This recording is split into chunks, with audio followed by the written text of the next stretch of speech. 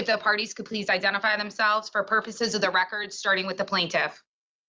Morning, Honor. Matt Burnell, CPRNHLT, Smart, joined by co-counsel. Good morning, Judge Attorney Joseph Prito, PRIETO, represent the Smart as well. Good morning, Your Honor. Maya Amson, intern for Attorney Guido.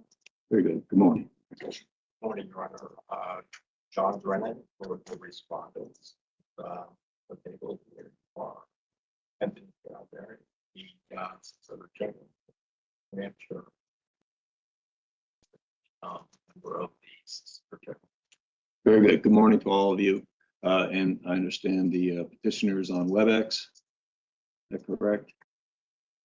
I have her muted, Your Honor, but I did confirm before you took the bench that she could hear. Would you like her unmuted during the hearing? No, that's fine. But to the extent that she should ever need to correspond, we can accommodate that. So this is a motion to dismiss this morning. We also have a jurisdictional argument from the petitioner. To proceed, we're going to start with the jurisdictional argument, and then we'll proceed with the state's motion to dismiss. We have 2 hours this morning. So I know that we have lengthy pleadings here, so let's be as expeditious as we can in addressing the number of issues that we have. Please note that I have reviewed all the pleadings and spent considerable time doing so. So I'll hear from the petitioner now on jurisdiction. Thank you, Your Honor. In honor of what you just mentioned, advance anything further than what has been submitted in our filings. So I would submit jurisdictional matter on brief. Okay, any follow-up from the state? Okay, jurisdiction is submitted on the briefs as submitted. The court will take that matter under advisement. Now I'll hear from the state on the motion to dismiss. Morning, Your Honor. Leslie, court has any questions right off. I'll just start with the context of this case and this particular hearing. Petitioner was convicted by a jury of years in 1991, following which she sought three motions for collateral review in Superior Court, motions for new trial, following which she took a direct appeal to the New Hampshire Supreme Court in 1993. After that, she pursued relief from the U.S. Supreme Court, which denied review again in 1993. Following that, she pursued a state habeas corpus petition. First, that I believe was denied in 1997, and she then again appealed that to New Hampshire Supreme Court, which also. She then sought a federal writ of habeas corpus, first in the Southern District of New York, subsequent transfer to the District of New Hampshire.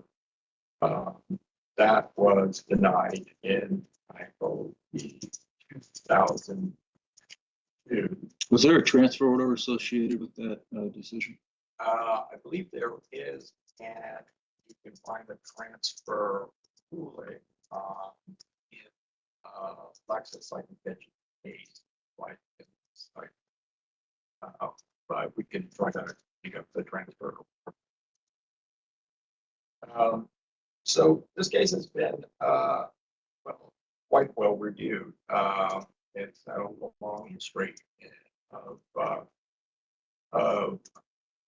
attacks on in 1991 guilty verdict, and the attack today seems to center around, I'd say the centerpiece of the petition is a study. Now, we don't have study. Petitioner is not supplied us with that. It's not supplied the court with that stuff. So all we have are the allegations about the study. Study says, or petitioner represents the study will is forthcoming. In other words, it will be published. We don't know where, we don't know when. We don't know if it's in the school newspaper or respected scientific journal. We just know what the petitioner alleges about that. As a basis for the study or model for having some relationship to the study, petitioner has submitted a published study, a Lang study, that's, I believe, published in well, first presented in 2010 and published in 2011. This study, as alleged by the petitioner, has nothing to do, or you can tell, with how jurors would interact or understand what we call noisy audio tape. Noisy is a bit of a misnomer, just difficult to understand. In a deliberative sense, so does not in any way go to what the jury would have been presented with when reviewing the transcripts of the noisy audio recording. Nor does it have anything to do with the ability of a human being to do bias correction. The allegation is that bias would have set in through reading the transcripts, listening to the recordings. Petitioner does not tell us in what way this affects the verdict, how it was problematic. The closest she seems to come is the 9. In her study, there were apparently 11 clips. In a Lang study, there were 17. Clip 9 discusses on page 94 of the petition. Appears, well, it appears to go to an issue about a witness called JR. You'll see this on page 93. JR is the young man who stayed in the car while his friend joined into murder. And the jury finds this, what was said about that important. When you look at clip 9, however, nothing that the juror found important about that tape, about what was said, is reflected in clip 9.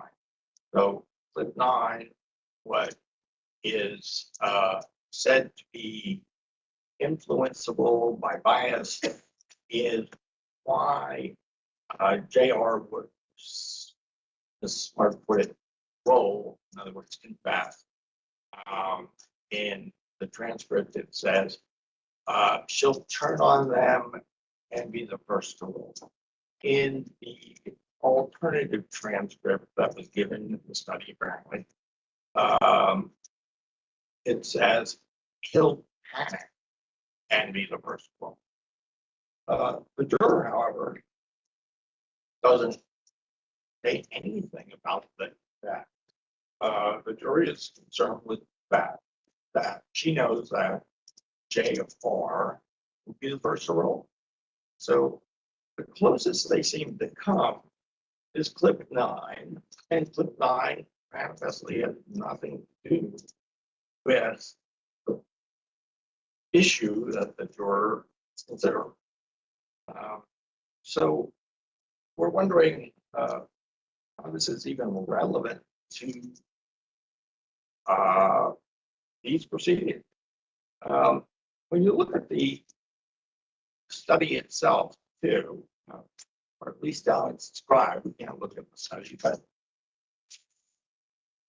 you'll see that it's there's very little alleged about it. It's essentially very conclusive. For instance, we don't know how the Olympic clips were selected. That's in contrast to the Lang study, which has a detailed description about how those clips were selected. Don't know how the subjects of the study were instructed prior to, you know, listening to these various clips and reading different versions of the transcript. That is in sharp contrast to what happened in the trial, where the jurors were very carefully instructed and reminded, and then reminded during the final jury instructions that the transcripts were not evidence. They were an interpretation of evidence, and the evidence was what they heard. And if you read the Lang study, it turns out to be incredibly important how they were instructed.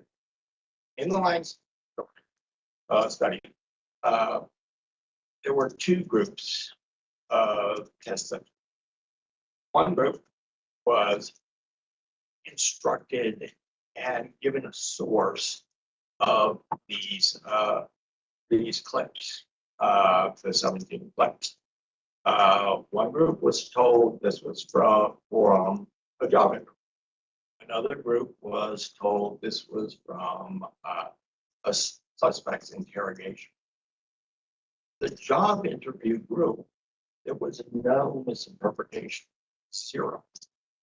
It's only with the other group that there was any effect that was statistically relevant. But in other words, how the jury, how these test subjects were instructed, what they were told about what they were listening to it, presumably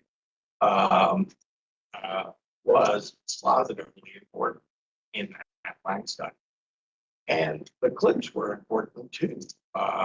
In footnote 1 of the study, footnote 1 says, well, it may have been that the selection of the clips influenced this, result, that, none of the office interview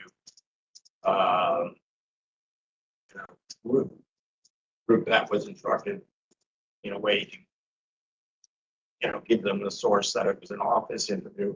None of those clips seem to have what we selected for in the clips. They had selected for clips involving phonetically very similar work and then substituted them in the alternate transcript with something else. So the example they use is a clip that says, so I was scared when I saw what it had done to me. It had, it's the contraction of it had. That sounds something like, I was scared when I saw private. So they substituted I had, a fraction for I had, with it had. Now, Lang speculates that, well, that would have mattered for people who were considering this as a suspect interview. It would not have mattered to people who were thinking of this as simply a job. Whether that explanation holds up or not, a little puzzling to me how the office interview people would have not heard anything inaccurate one way or the other. But what it does show is the selection of the clips was overwhelmingly important. The instructions that they were given prior to being tested were also very important. We know nothing. So again, what we have is a set of conclusions based on no factual basis. I mean, we also have this, well, what the prejudice is here slips around a bit. The petitioner vacillates quite a bit. At page 104 of her petition, she says, let's see if I can find it. The jury was subjected to the curse of knowledge and was therefore unable to discern anything what the transcripts told them they would hear. Now, to the extent that that's the claim, the study does not show that. Does not even come close to showing anything like that. But again, even if the study did show that cognitive bias was somehow set in, it seems to contradict common sense. By myself on my mobile, get a text saying, I missed a voicemail, and here's what the voicemail said. I'll read that little transcript. I'm pretty confident that it's right. But it's happened often enough that I think this has happened to most people. And we tend to listen to the voice mail to check. Now, maybe cognitive bias has set in. Doesn't mean that I can't, when listening, say, hey, I'm not sure that that's right. So, like most people, I bump volume and listen careful. So it's presumably true based on what our learned colleagues, the other people, are alleging that bias is set in. The question, though, is in the context that the jurors were presented with, in the context of jury deliberation, does that make any difference? Does it make a difference to me with my cell phone, my mobile phone? But for some reason, they seem to be claiming that it does make a difference. The study has nothing to do with that. Just doesn't go there.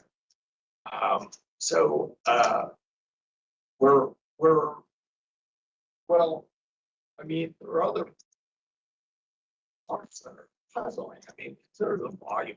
I just said bump up the volume. In the Lang study, the subjects were not able to do that. It's unclear whether in the study that petitioner alleges they were able to do that, or what type of control they might have had over the tapes and the setting in which they were listened to. Could they be repeated? We know that the jury had quite a bit of control over the listening to the tapes. For instance, during the trial, the jurors said to the court, could you increase the volume so we can hear it better? And that was done, of course. And during deliberation, the jurors would have been able to, presumably been able to increase or decrease the volume, repeatedly listen to it, and so forth. And in addition to common sense, it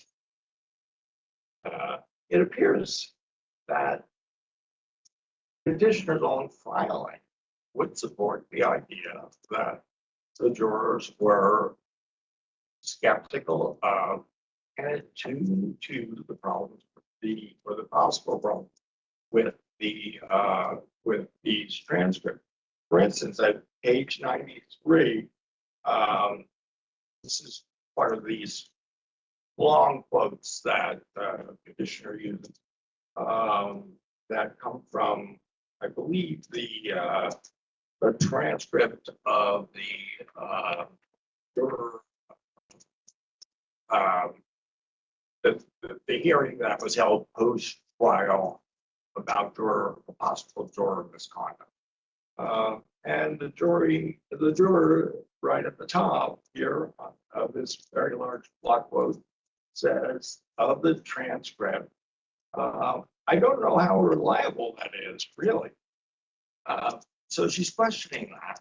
And then about another, what appears to be another tape and presumably another transcript on page 96, the juror says, this is about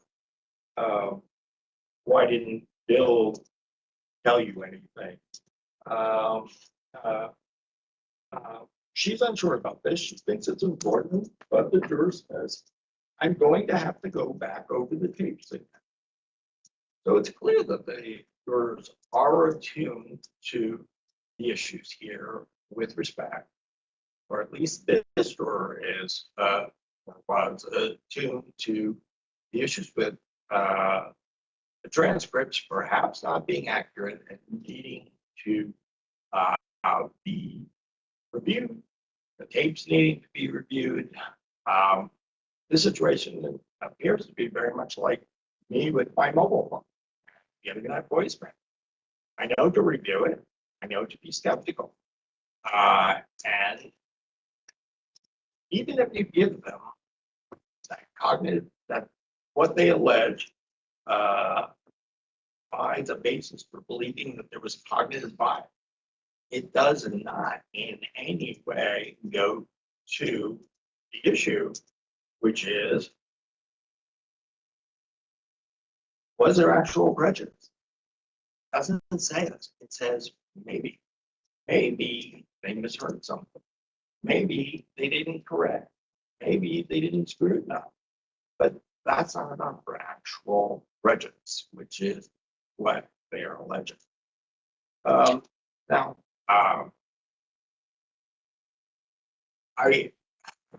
well, if Your Honor has questions, I will say the remainder of the errors raised by petitioner and groups, ineffectiveness counts of claims. There are trial error claims.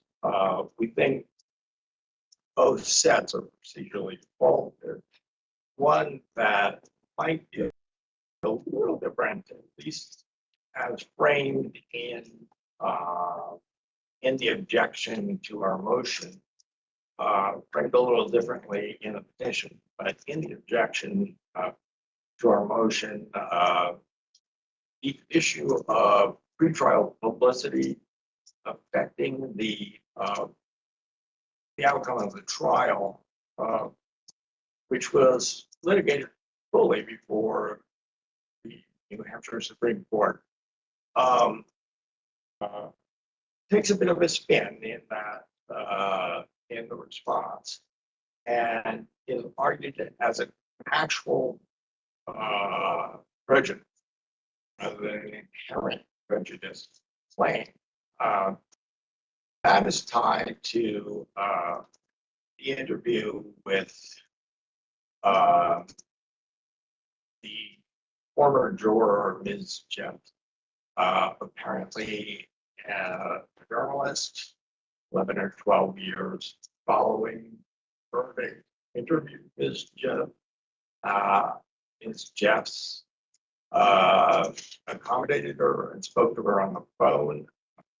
In the transcript, you'll see that Ms. Jeffs at the time was 89 years old and acknowledged that she was having trouble with her memory. This is, well, they didn't number the pages, but it's very close to the end of the first, I guess it's partial transcript they gave it, where this chef says, oh, I know what it was robbery. And that says, many clauses noted, getting kind of old, and sometimes there's ellipses, they trail off. So Miss Jeffs was explaining why she got on the jury in the first place. And she said, I think it's because I had prior juror experience. I was on a negligent homicide case, and I was on, she simply couldn't remember which day on, but came up with it later.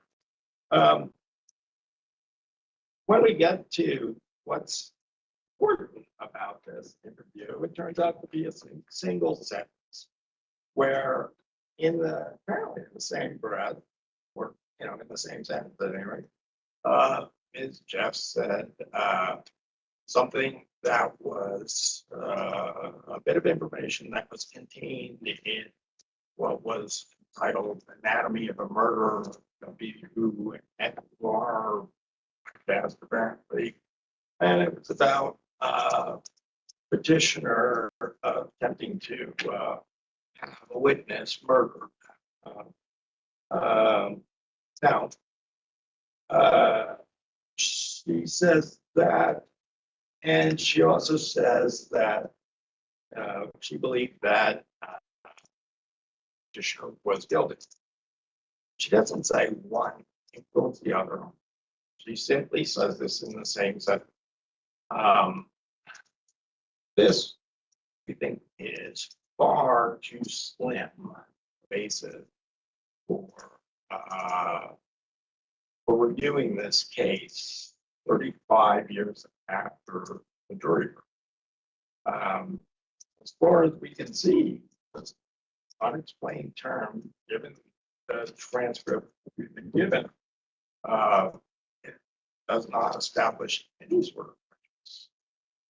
So that's a little different in that there the state is, the respondents are focusing on the actual, what is said in the transcript. We believe that the rest, both her ineffective assistance claim and her trial error claims, are procedurally defaulted and meritless in any event. And if Your Honor has any questions about those, I'd be happy to answer. No, I have no questions. No, I've been through the pleadings, and this is your opportunity to present any additional or emphasize any arguments you may have today. But as I said, I've been scrupulously through these pleadings. But thank you for your presentation. Anything further from the state? No. Okay, I hear from the petition. Thank you, Your Honor. I'd like to recenter discussion, and I asked if there's any questions. I would like to spend my time where it could be used to answer any questions in the board. Please stop me as I go. But off the top, what was stepped over by the state is that this is a motion to dismiss hearing. The standard of review for motion to dismiss, as the board is well aware, is whether we sufficiently pled facts that could sustain relief. This is a legal question. The facts that we put forward, assumed as true, and under such assumption, we're not asking should we or will we win the matter, but could we? Do we sufficiently establish grounds? The state's demand that include all evidence is not the state standard. You simply have to provide proper allegations, properly supported allegations that will then lead us to a factual hearing, evidentiary review. So the state spends a lot of time contesting whether the facts that we have alleged, properly alleged, are true or support the matter, and that's not the question here. That motion to dismiss bar is far lower, simply a notice standard. I believe the state is sufficiently informed of how we intend to make our case, as they've provided sufficient extensive replies. So I would like to run through whether we've done what's required of us to just move forward to the evidentiary hearing, which would like to use to present the evidence that we bring here.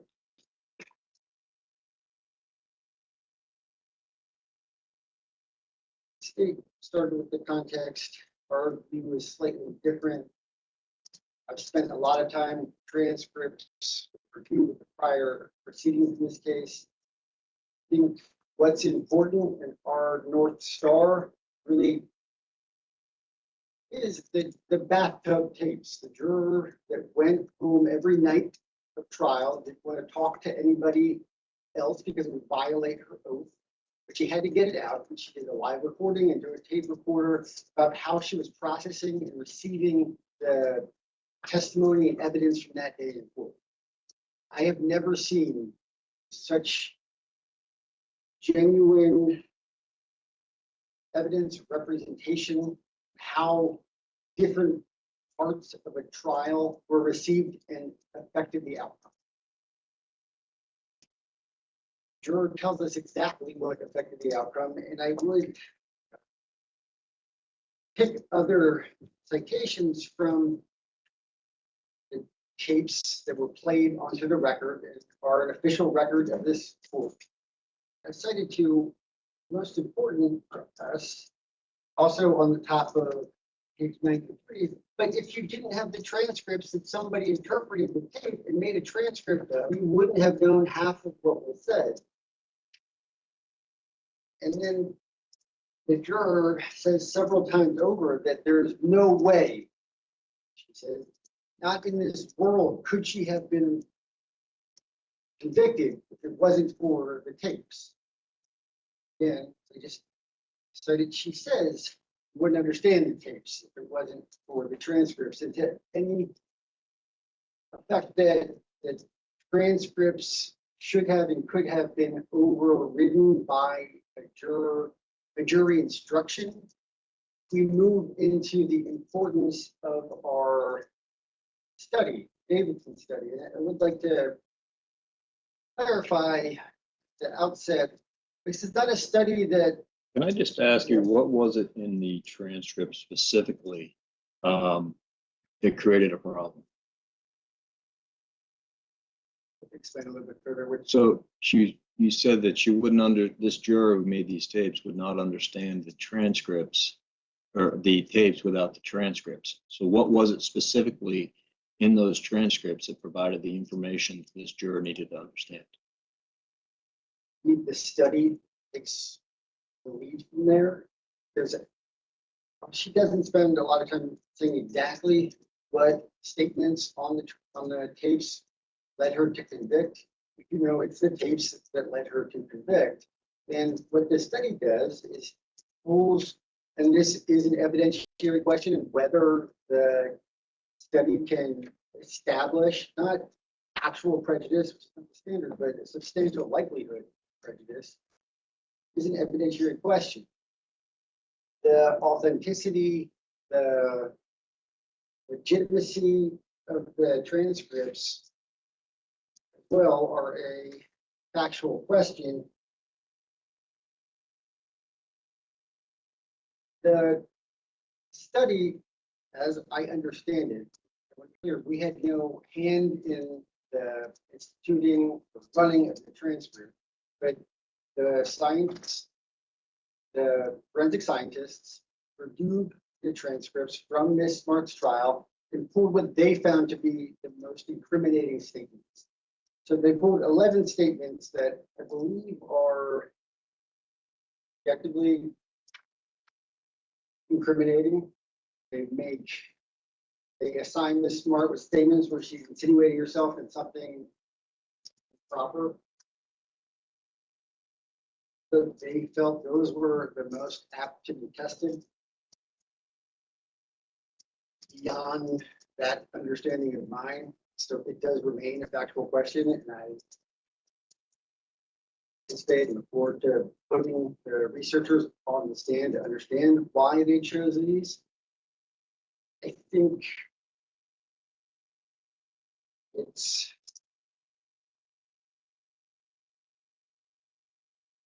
I also want to establish that the state has taken advantage of this being a civil proceeding. Therefore, there are discovery mechanisms for an evidentiary hearing. Absolutely, we have made the researchers available to the state. They can answer any questions that were not so descriptively included in the study. I met our burden in what was required of establishing the facts from the study. And we take 11 of these more incriminating clips, control all other variables. I think the contest here is a little skewed in how the Lang study is being applied and where conditions here are important or not important or how they're important. First, the study created a single variable control. Researchers were able to look and see how just changing one thing would impact the outcome. And what they found was this simple adding a transcript or language to the jurors changed their interpretation, what they believed they were hearing, how confident they were in what they believed they were hearing, how clear it was to them. And across the board, we found no matter what words you put in front of them, and we did include in our petition the difference between the original transcript and the new altered transcript. These are not even necessarily words that rhyme. These are significant step away, not a syllable off, but a different statement altogether. And when shown different words, they heard those different words. They were just as confident as they were when they were shown the transcript from the trial. Most importantly, the study used a control group that got no transcript. This showed that without any words in front of them, just taking the transcript away, the words that were put in front of the jurors in 1991 were not heard by this control group. What that tells us is there's no absolute truth about what's on the tapes. Nothing decipherable is on the tapes.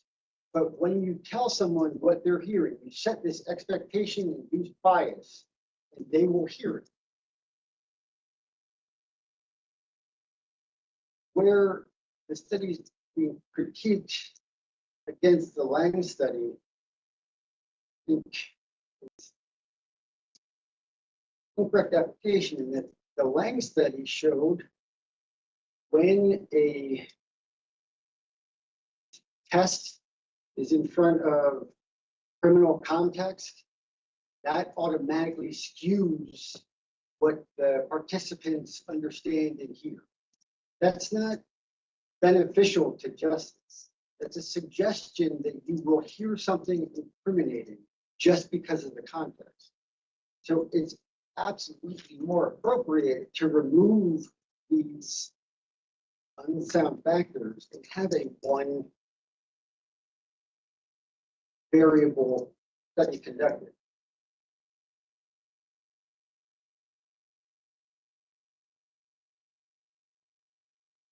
Again, we did not seek out having this study done. I was doing the research, working with an investigator about this concept of cognitive bias and talking to the lead researcher on this study, whether the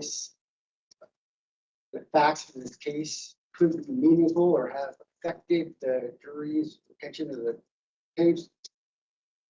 And they were interested in conducting a study on their own. At that point, I provided them with the tapes that I received from the state, and they went with it. We had no hand in design. My understanding is they did pre-register everything to maintain authenticity, integrity in their results. But how they walked it from start to finish would be a question for them. And as much, this is a very different, scientifically sound result that would overcome anecdotal hypothetical of our cell phone. The controls there are also very different. You know, AI is advancing at lightning speed, but I'm not going to inherently trust what I know to be AI versus, as we establish in our petition, the case law does back up the fact that when state's attorney on the bench says something to the jury, they receive it with the sound backing of the government.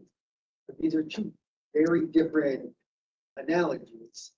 It is an unbased analogy. So as one is tested with the significant sample size, a scientifically meaningful sample, 191 randomized participants that best they could match sample of the jury veneer. This is hypothetical.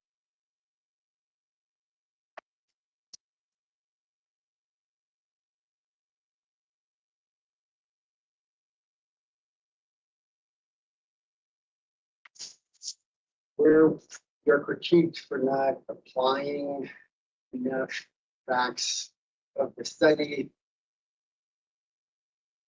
and open the scientists up to be contacted, questioned, and anything further than we did establish rooted times for an evidentiary hearing, where we can bring the scientists in to explain why the qualification of the expertise, they took the steps that they took and why they were meaningful and effective.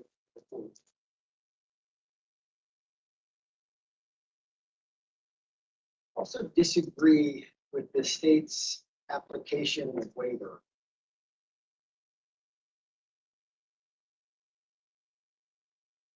The case law under closer examination from growth forward, not growth backwards, does establish limited applicability of waiver. Growth 1990 or 1989, it established that bringing the same evidentiary challenge was improper. So where the petitioner in that case made argument that evidence should not have been applied because they were not given that evidence discovery, this challenge was not accepted.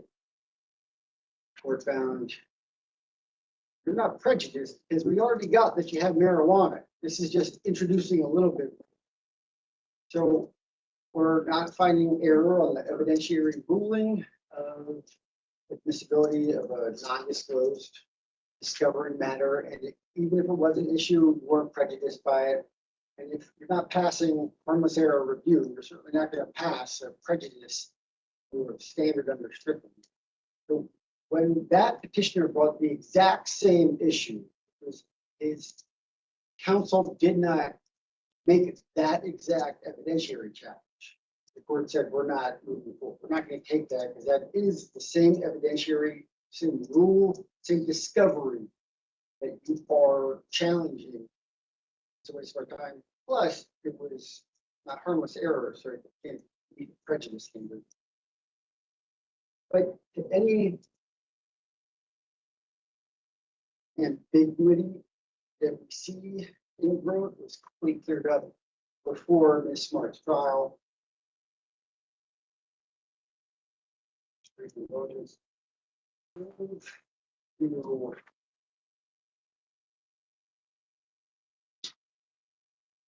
Humphrey in 1990. This case does bear great similarity to this issue. They both contain a piece of evidence or a tangible matter presented to the jury. Humphrey was a photo of it, and on direct appeal, challenged whether it was prejudice or whether it was denied, essentially a Brady claim that he thought he could use it as exculpatory, as proper photo array. The court decided not to grant that relief because he failed to brief it. So it was raised but denied as unpreserved.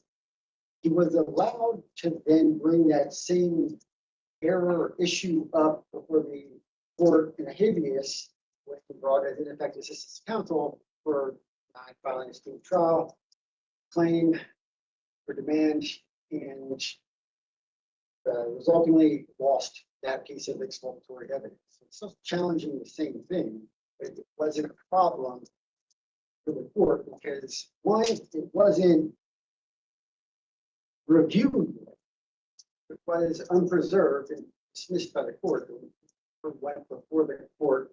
But also it was still substantially different as it was brought under by the effective assistance of counsel. Similarly here, at least for the objection on authenticity, that was raised on direct appeal, but the court expressly dismissed the matter as unpreserved. They challenged authenticity, therefore the one-to-one comparison that enter precedent does recognize it.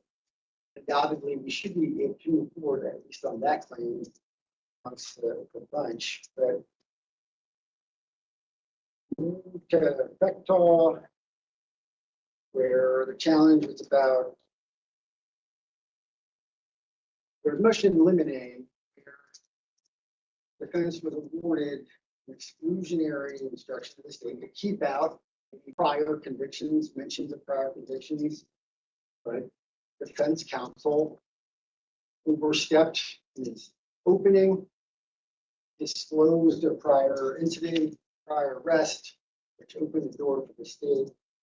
When the petitioner raised the matter on direct appeal, which is again whether this evidence of prior arrest properly came in or not, evidentiary matter, it was denied, but when brought up through ineffective assistance of counsel for not properly dismissing it or objecting to it at the time, it was allowed. So where the state objecting to the same issue or topic or umbrella matter before the court, there, this prior arrest brings rather similar to our matter of the transcript. Because we accept that in direct appeal, the evidentiary basis or objection for keeping the transcripts out was whether the doubling of voices misdirected the listener.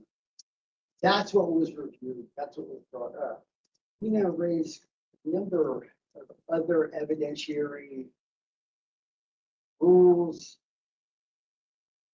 state, federal constitutionary principles to state rules of evidence.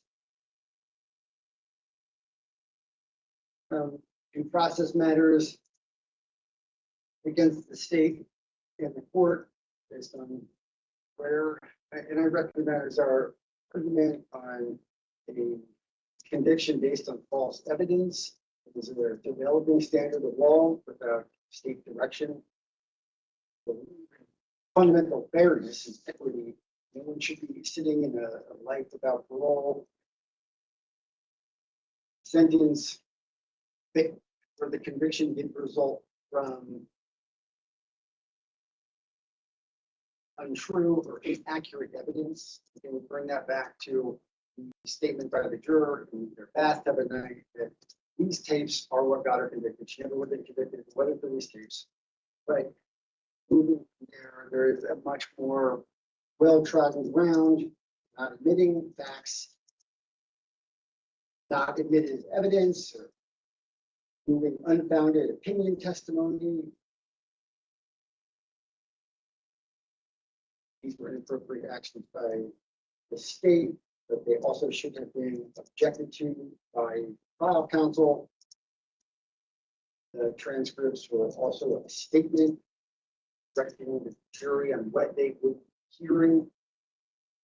A court statement by the transcriber, so it was admissible hearsay, certainly was not authenticated. Spoke on just a minute ago, or it is inaccurate. Certainly shouldn't have brought into deliberations. You have a number of errors that were missed that should have been raised but were not. There might be question on whether these were standard professional norms that trial counsel should have relied upon or taught in 1991. And I read the state's cases here rather differently. I think they do us a favor in establishing the norms of practice back in 1991. We can utilize an authenticated or authoritative time machine going back, run through them back to 1974 in the United States v. McMillan. Contrary to the state's characterization, the court did not analyze or determine inaccuracies because it wasn't preserved for appeal. They did recognize the issue and unequivocally stated that the transcripts should not be used unless their accuracy is stipulated to by the defense or a foundation is laid for its accuracy through testimony from the transcripts. Starting in 1974, we do have proper procedure suggested, at least in the Eighth Circuit. Right? Jumping around, you go to People v. Coca, 1978, that the person who prepared the transcript should testify regarding its accuracy. That case, quoting directly at 440 Colorado Act at 443, accurate transcripts of sound recordings are admissible to assist the jury in following the recordings while they are being played. So the importance of accuracy. State v. DeVillis in 1980, the court reviewed the transcript to ensure they were accurate. Defendant didn't deny accuracy, and he had a witness that testified to that accuracy. That is what allowed the transcripts in. 174 NJ Super at 199 and 200. It is evident that the ultimate rationale for admission of the tapes was that the jury would receive accurate information. 1983, State v. Frazier. The transcript was admitted as an exhibit and properly authenticated. There was no contest about accuracy. 190, the court states trial court judges should continue to be aware of the potential for overemphasizing the importance of such evidence. It should prevent such exhibits from going to the jury as unduly prejudicial. We've spoken on Arnold v. Commonwealth in briefings, so I'm not going to spend a ton of time there, but before the court held before a transcript can be employed, its accuracy must be stipulated to by both parties, or the trial judge must otherwise verify the accuracy prior to submitting the transcript to the jury, requiring an accurate review by the jury or receipt of evidence from the transcriber. What is your response that the Supreme Court has addressed this transcript matter on appeal? I'm sorry. What is your response to the state's position that this has already been addressed by the Supreme Court? The matter was cabined to just double the And so not the authentication, and therefore this is a separate issue and can be raised. Is that your position? safe when reading case by case, but I went through all 22 cases that were cited, not read them as the state does. And by close review, insertions in brackets, collective, law, people from Brown, represented as appropriateness to bring transcripts into deliberations when they expressly were not in that case. It was found to be error that we did not approve of the manner of presentation, but they allowed it because the two defendants testified the statements. They did not step forward to show any inaccuracies. Here, State v. Hogan, state procedure was presented.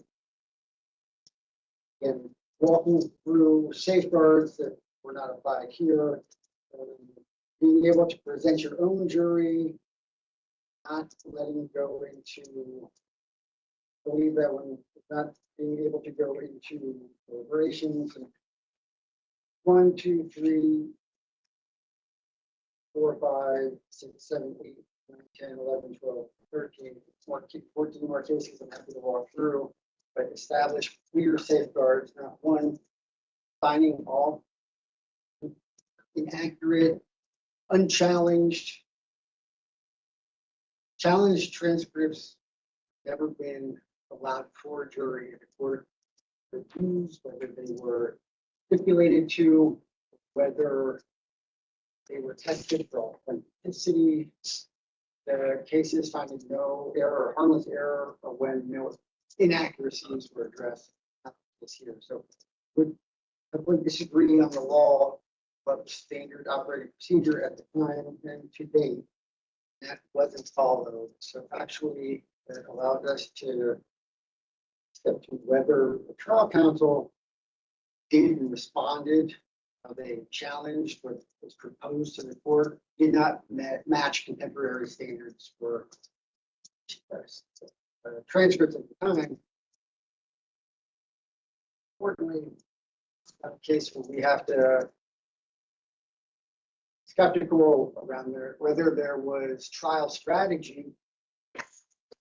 Also indicates that defense counsel did not want the transcripts to come in. He did object doubling, but they just did not object on that proper ground. So no trial strategy against the standards, professional norms at the time. We present this study as establishing prejudice.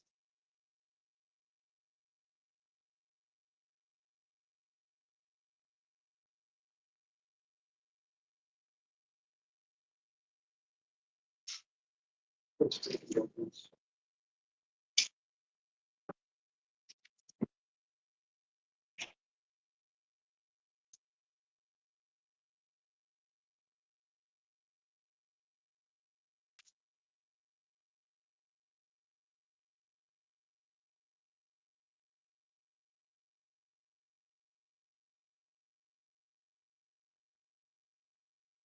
the board have any other questions in the transcript matter?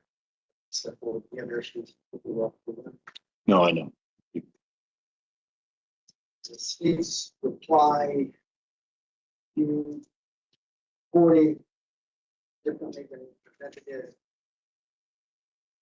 Would support return to Anaya, the state's opinion that it's stronger than 40, which was simply a baseline, but in Anaya, the trial counsel did not admit guilt to the entirety of the crime or any crime charged. The defendant was facing first-degree murder charge, and their counsel argued to the jury that if anything, this was second degree, the lesser included. They did not give away the full breadth of what was required to find them guilty. That was represented in the transcript here. The state is, or I apologize, defense counsel did concede to the critical elements of this crime, said that this crime occurred. Whether counsel was allowed to do so or Ms. Smart had turned over her ability to lead such important decisions in her defense is a factual matter that we would reserve for evidentiary hearing. Ms. Jeff's transcript that he submitted as evidence, it's not our alteration, that's verbatim what was transcribed as how it was transcribed by the journalist at the time. We also have microcassette with review on it that can certainly present, it's been presenting during evidentiary hearings. So whether transcripts accurate as transcribed by the reporter or not, certainly an evidentiary question. Anything else like the glean from the intonation of the tapes, also plan to present them. Again, under the motion to dismiss, present actual incident of prejudice where a juror is admitting that they turned the finding of guilt by from news media, which we recognize in this case, to come out just before the matter.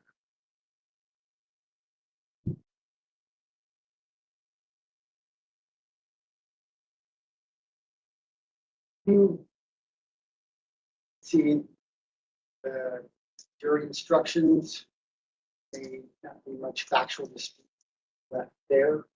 Referring to the transcript of the case, official court record, as applied to the law, 3 separate grounds for his reversible error. You have to answer any questions on our particular understanding there, but I also recognize it's pretty in-depth. Similarly, with the final issue, whether Smart was appropriately mandated to life without parole,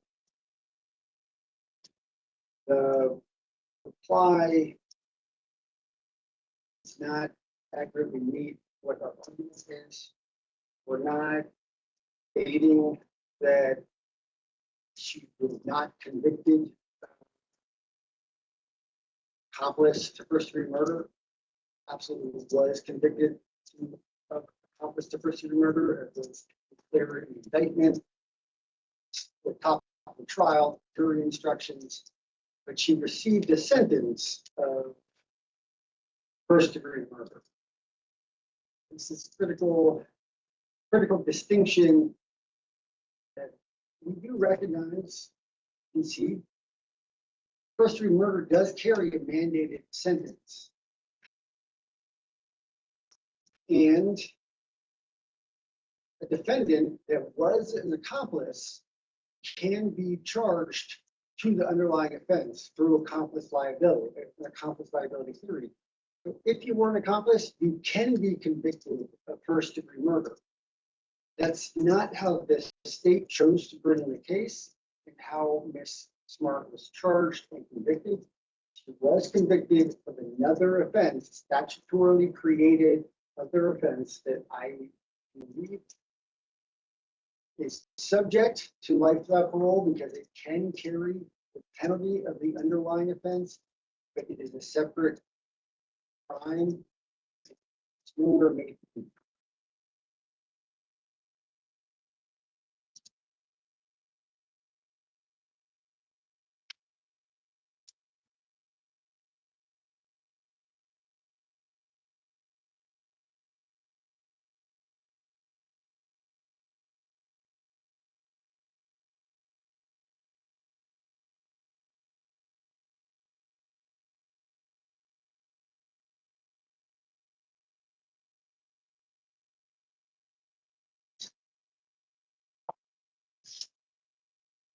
I do appreciate co-counsel's thought here. Did not catch. Even in the hypothetical with the cell phone, your concession, the transcription is still not perfect. 35 years later, still making errors. I believe that does establish we're not there yet now. We certainly weren't there 35 years ago.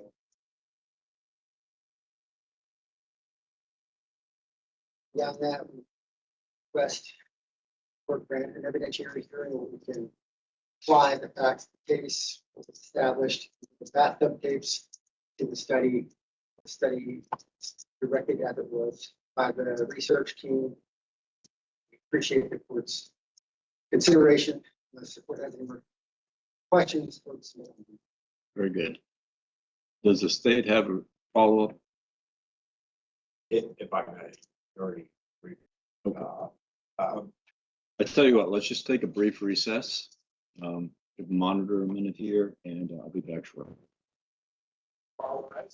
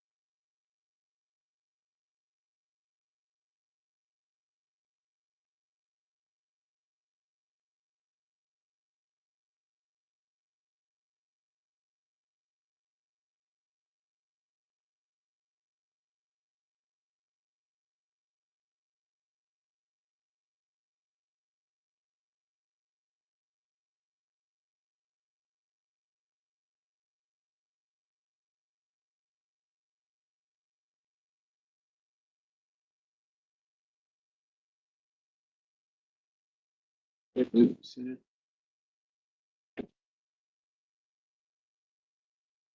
from the state on follow-up. So again, just briefly, thank you, Your Honor. Just to begin with, our third brother, people, has misstated the standard for a motion. That's describing a motion. That's under New Hampshire law.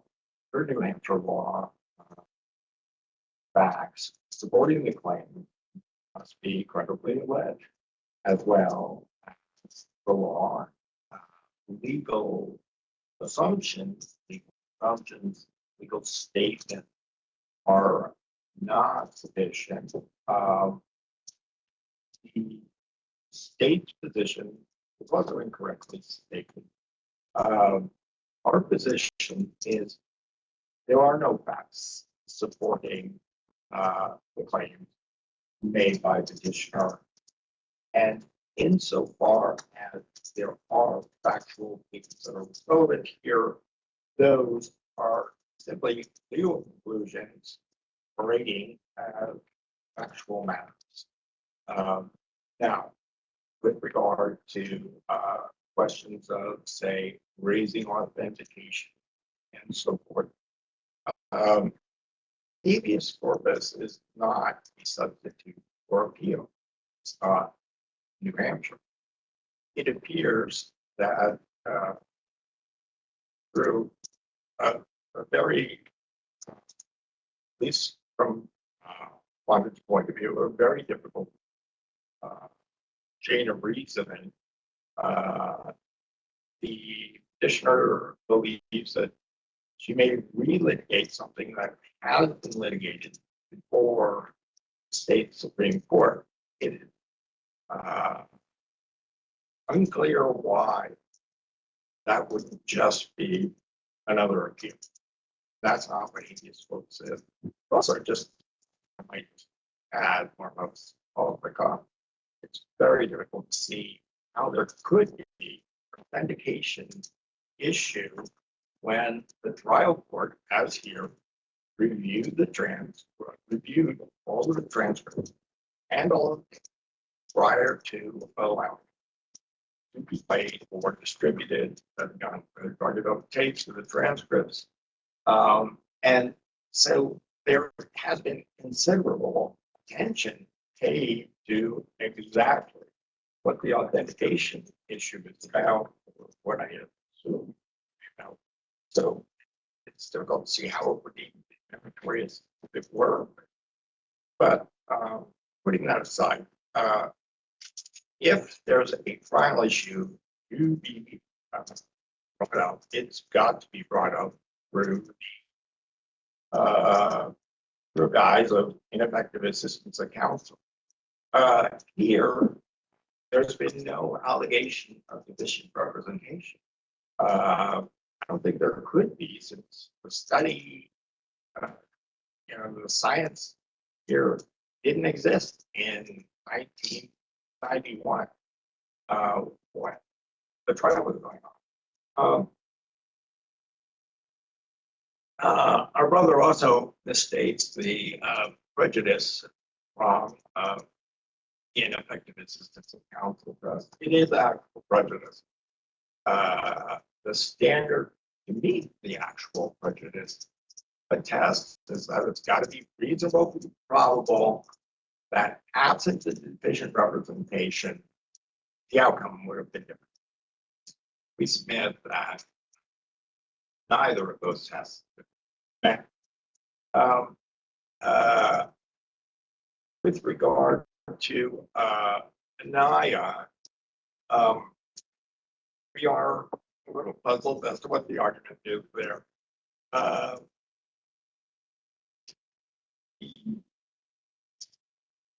Under New Hampshire law, someone convicted as an accomplice to first-degree murder has committed first-degree murder. Somehow the word "can" got mixed into brother's presentation, but it is not a matter of how the state charges the crime. It's just the legal fact under New Hampshire law. We are somewhat, bound. If Your Honor has any other questions, we'll simply stand on our briefs and save the rest of our time for. Okay, I think you've answered the questions and responded accordingly to petitioner's presentation. Let me hear anything further from the petitioner as a follow-up from the state.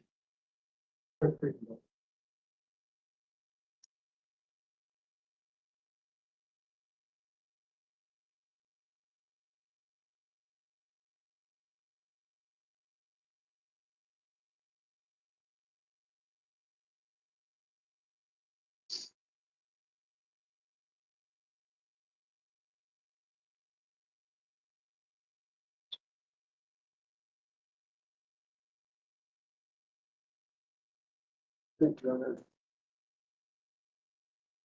These last words, I'll be brief. To the extent that whether the transcripts were authenticated is now a question. It's not represented by record in any way, but if that is a true contest, it would be a factual question that we should reserve for an evidentiary hearing. Are you basing that off of counsel's representation here now that the court reviewed and prior to the presentation of the jury? Yes, the record does, I apologize, I don't have a insight offhand, but the judge did state that it was very hard to hear, that the Judge Gray did not catch everything on first pass.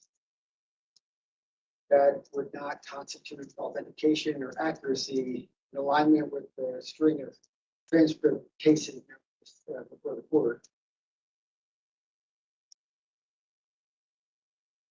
We also disagree with whether no law that I have seen coming into the foreigner. I did my best to review what was out there in New Hampshire. I didn't see a case that says ineffective assistance or apologies, habeas corpus can only raise ineffective assistance of counsel. The statute, laws stemming therefrom, consistently say raise any harmful constitutional error. This mechanism is not restricted in any way to just the Sixth Amendment, or ineffective assistance of counsel they are under, but to the extent an issue is subjected to a contest that can't raise such ineffective assistance of counsel, appreciate that the state would recognize the appropriateness of ineffective assistance of counsel. I would also like to mention that the most recent meaningful case, ineffective assistance of counsel in New Hampshire, Mallard, specifically says that you do not have to raise ineffective assistance of counsel claims earlier on in the process. They are best set for a habeas corpus because they often require evidentiary facts outside the record.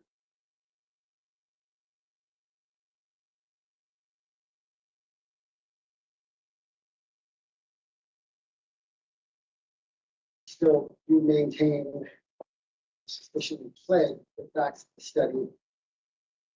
What was heard by the jury when we presented the transcript, the first hearing of the audio, remains a factual question.